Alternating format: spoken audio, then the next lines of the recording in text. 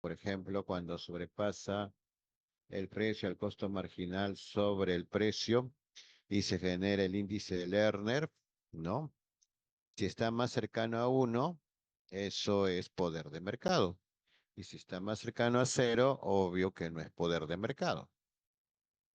Pero ¿y eso cómo se contrasta con un tema de política?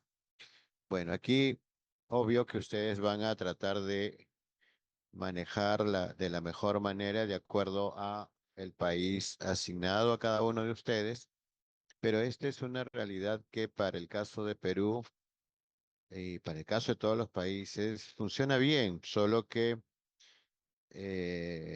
dado que muchas políticas monetarias no son estables como la peruana, pues en muchos países no ha funcionado bien.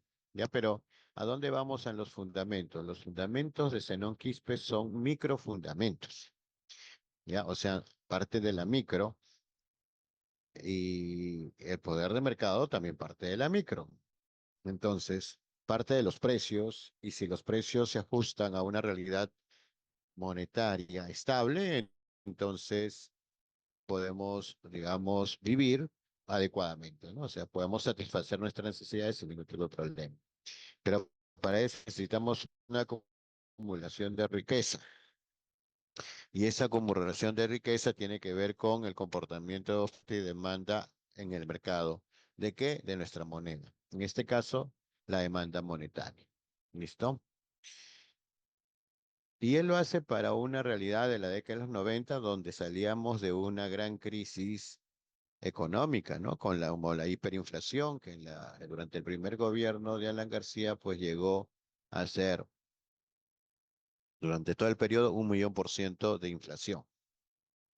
Pero durante el periodo más alto fue el año 88, perdón, con 7.000% de inflación. En todo el periodo fue 1.000.000, pero el punto pico se dio en el año 88 con 7.000%. Entonces, analíticamente, la política monetaria se basa en todo el marco normativo, institucional y de, y de análisis funcional que ahora está muy de moda, muy de moda, el que se cumple o no las funciones económicas básicas, pues el Banco Central de Reserva tiene en el análisis, digamos, muchas responsabilidades propias para garantizar que la masa monetaria sea la ideal y la necesaria para abastecer la distribución de nuestra riqueza, ¿no? Y esto se basa obviamente en cuánto nosotros hagamos de PBI, ¿no?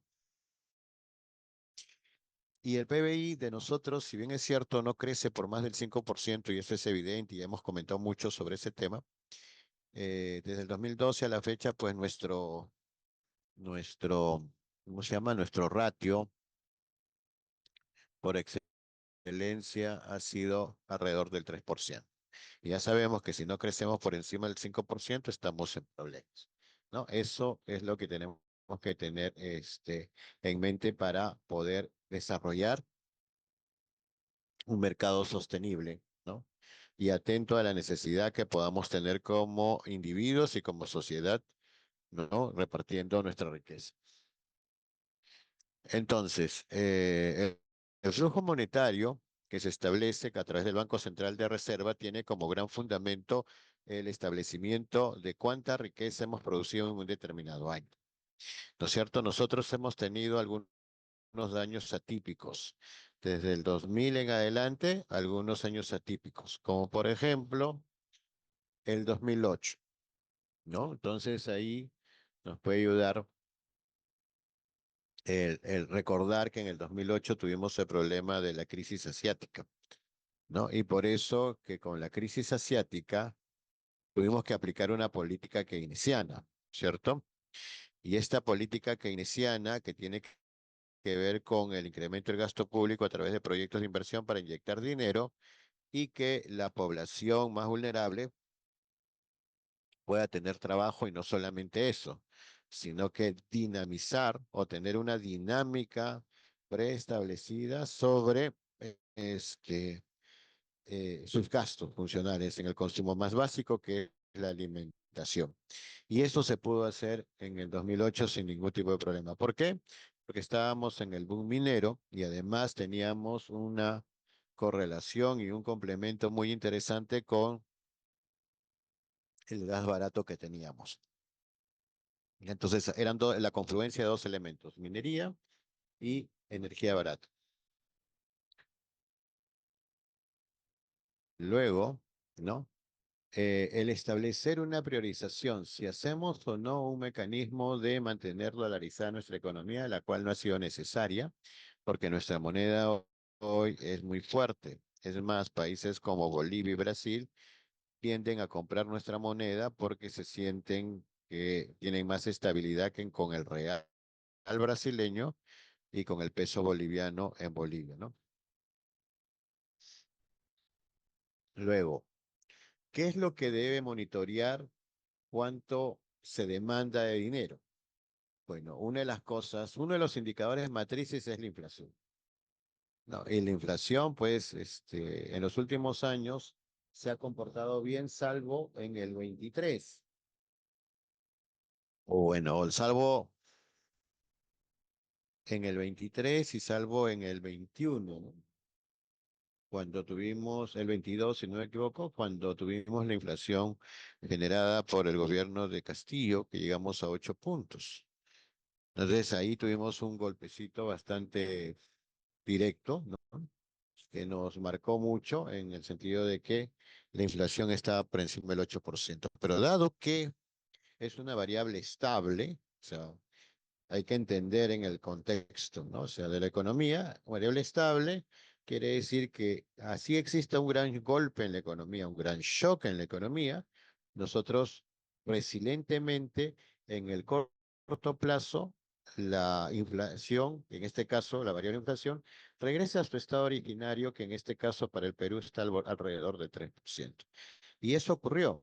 Entonces, por más que tuvimos shock, ¿no? Fuertes en el año 22 con el tema de Castillo y también con el tema de la recesión del año 23 y también con lo del COVID, ¿no? Del año 20 y salía del COVID del 21, ¿no? Nuestra economía se hizo estable desde el punto de vista desde la inflación, ¿ya? No así en el caso de la riqueza, ¿no? La riqueza hay que tener bien en claro que crecimos hasta el 2019 a 229 billones de dólares, ¿no? En términos constantes, y que estos no fueron recuperados ni en el 20, ni en el 21, ni en el 22, ni en el 23, ni en el 24, y recién en el 25 llegamos a 231 billones. O sea, pasaron 6 años, como si hubiéramos borrado del mapa, 6 años de la vida republicana para llegar recién a superar los 229 billones de dólares del año 19 a 231 billones en el año 25, ¿no? Entonces, eso sí nos indicaba varias cosas, ¿no? ¿Qué pasaba con la riqueza? No podíamos crecer mucho, no nos recuperábamos del COVID, no teníamos inversión extranjera directa nueva y teníamos estos vaivenes con la inflación. Pero a pesar de todo eso, o sea, a pesar de todos los inconvenientes que hemos tenido, hoy ya hemos empezado a recuperar la economía por encima del, del 2019 y ya estamos por encima del 2025 y vamos creciendo, quizás no mucho, pero vamos creciendo. Entonces, si el PBI va creciendo, va generando riqueza y va asegurando que la masa monetaria sea la necesaria para abastecer de dinero a toda la población. ¿Listo? Entonces, ¿qué es lo que puntualmente tenemos que avisorar? Que en el largo plazo nuestra economía funcione, ¿no? Porque si nos recuperamos rápidamente en un corto plazo, en un par de años, todo es porque está bien y está ordenado, y esto por el régimen económico que tenemos desde la Constitución del año 93. Cuando hay hiperinflación, obviamente, tenemos que hacer reformas estructurales rápidamente, ¿no?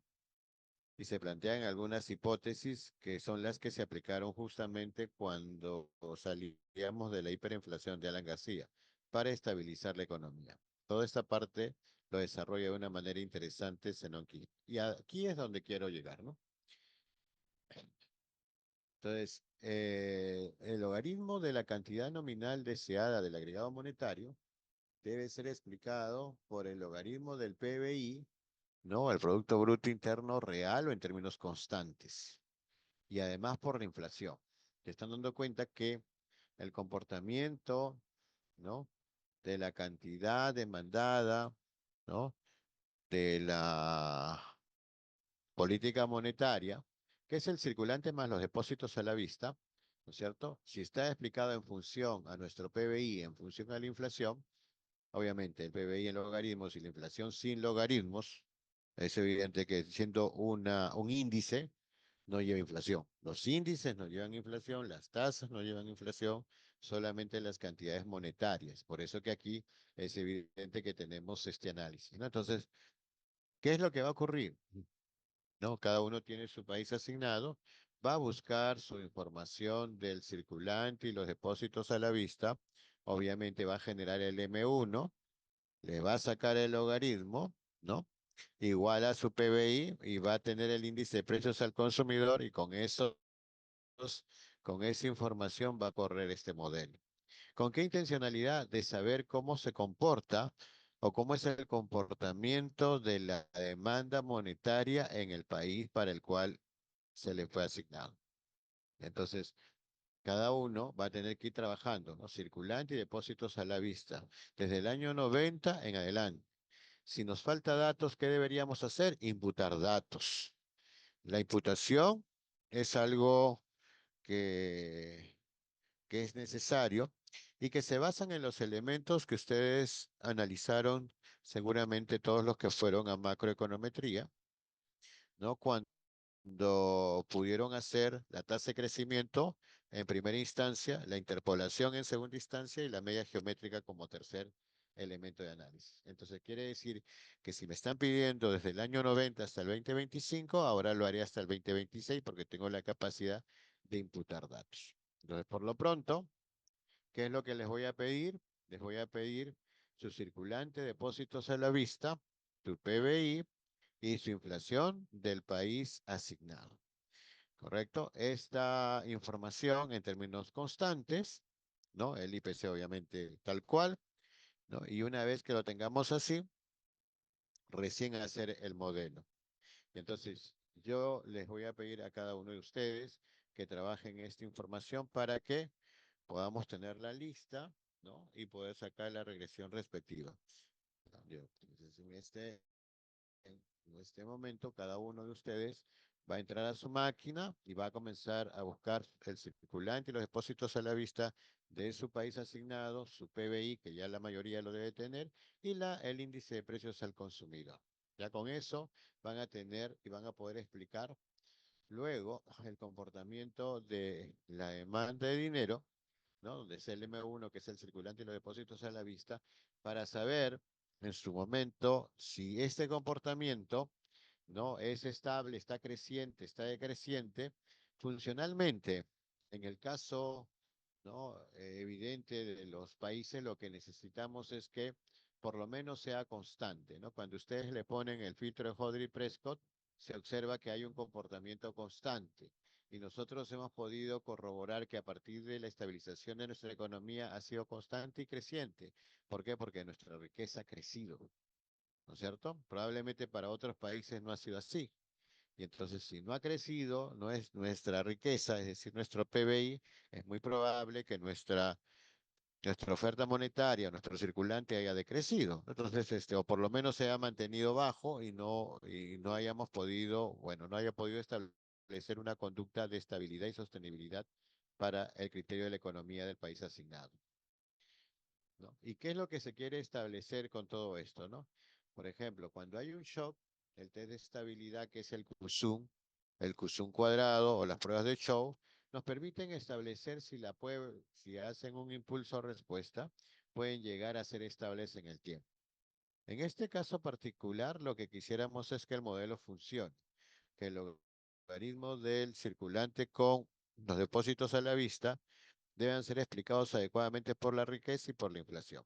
Si eso ocurre, no deberíamos tener mayores inconvenientes. En el caso de Perú ha sido estable, sobre todo partiendo desde el año 90 para adelante, ¿no? El año 90, como vemos aquí donde está la manito, de ahí para adelante ha ido creciendo. ¿Por qué? Porque su economía se estabilizó.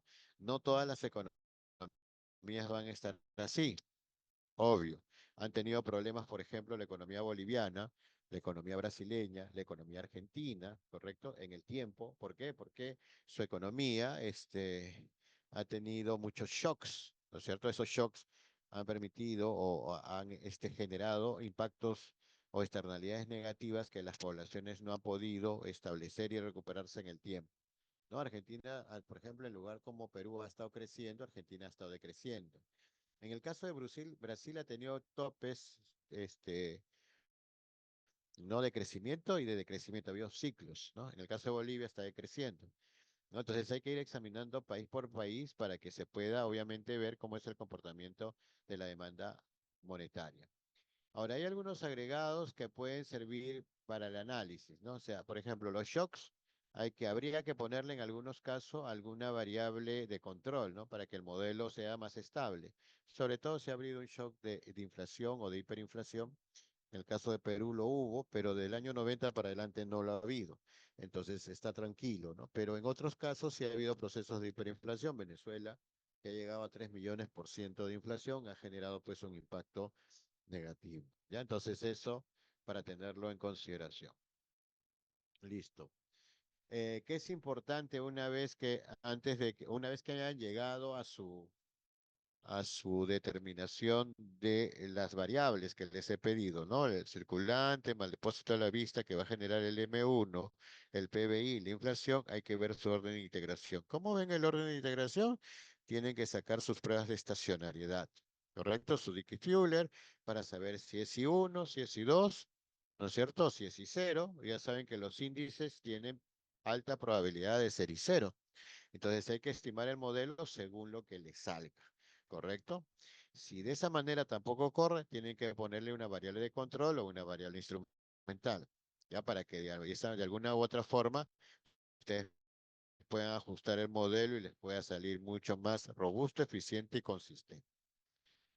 Entonces ahí vemos, tienen las dos pruebas que pueden hacer, el Dickey Filler y el Phillips Perrón, que son las pruebas que normalmente se hacen justamente para estabilizar a las variables cuando no tienen ese control, ¿no? Entonces, dependiendo si están trabajando con primeras diferencias, niveles, van a hacer la evaluación de la raíz unitaria, obviamente para poder controlar mejor sus modelos, ¿no? La especificación, ¿no? Como hemos dicho, es el logaritmo del circulante más los depósitos a la vista respecto al PBI, ¿no? Y a la inflación, ¿no?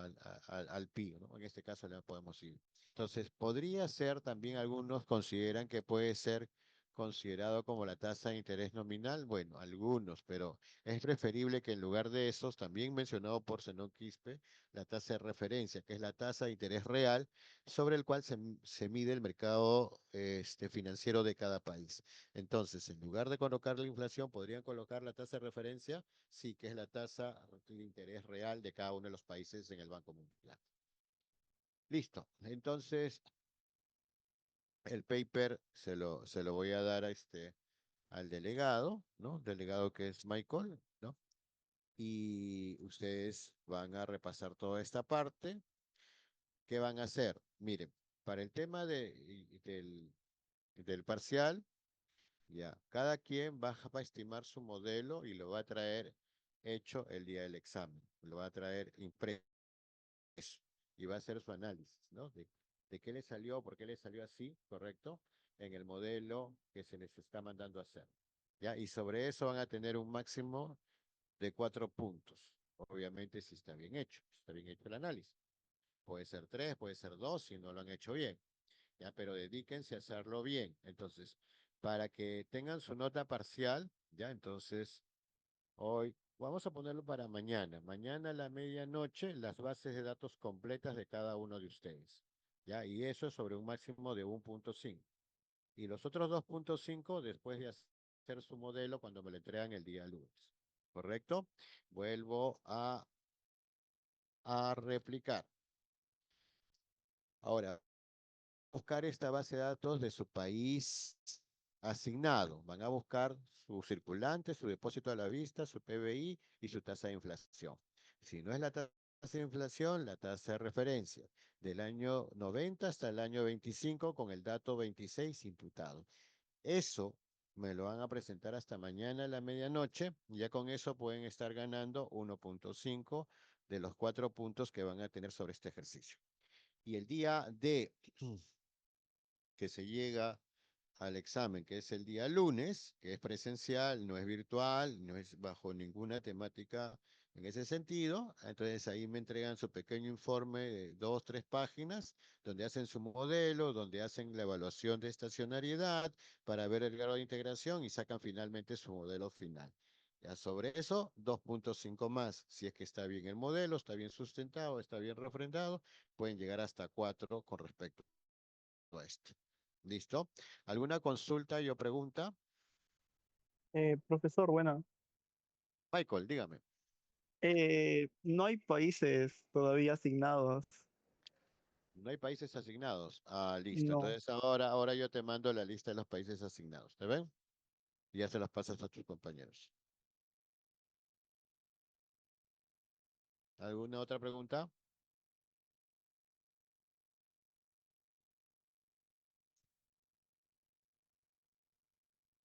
Listo. Entonces, estamos quedando que hasta mañana solo la base de datos.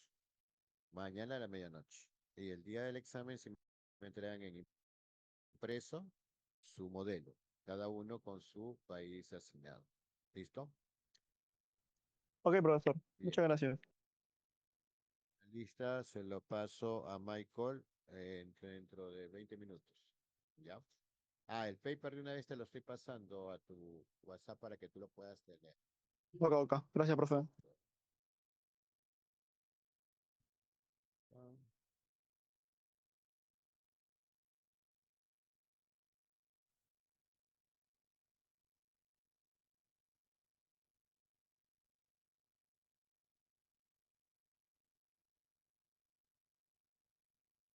bien, muy bien. Listo. Entonces, nos vemos el siguiente lunes, Michael, ¿ya? Para que puedan trabajar. Ya, a ver, antes que se vayan, yo estoy tomando una captura a los nombres, pero por ejemplo, iPhone no sé quién es. iPhone no sé quién es. Yo, profesor, disculpe, me faltó renombrarme, Santiago Quiroz. Ya, entonces le pones a Michael tu nombre, por favor, ¿ya? Después todo el resto sí está con su nombre, Pozo, Cristian, Leslie, Mauricio, Pulgar, Araceli, Camila, si no me parece ningún nombre extraño. Leslie Supongo Pablo. que yo no estaré, profesor. Y Vilches, sí eres, S- ¿no? Sí eres. Sí, Y sí está tu nombre. El profe ya me renombré, ok. ya lo corregí. Ahí, a Santiago Quiroz, listo. Correcto, ya entonces ya tomé la captura para la asistencia. No hay problema. Y entonces yo le paso la lista en unos 20 minutos a Michael, ¿ya? Y coordinamos. Cualquier duda, Michael, que te lo hagan saber, me lo hace saber inmediatamente. ¿Ya? Sí, claro, profesor. No se preocupe. Muchas gracias. Listo. Nos vemos. Cuídense. Recording stopped.